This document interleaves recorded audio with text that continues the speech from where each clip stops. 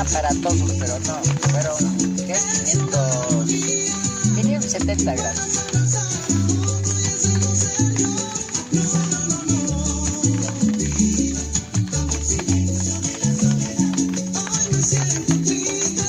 Ya lo estamos sellando. Lo que me gusta es que trae buena cantidad de grasa, hasta se pasa, ya es pellejo. Compramos una carnicería.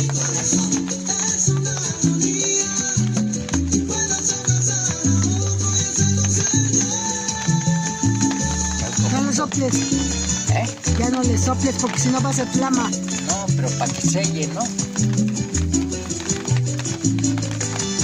No salen jugosos. Ahorita los voy a voltear.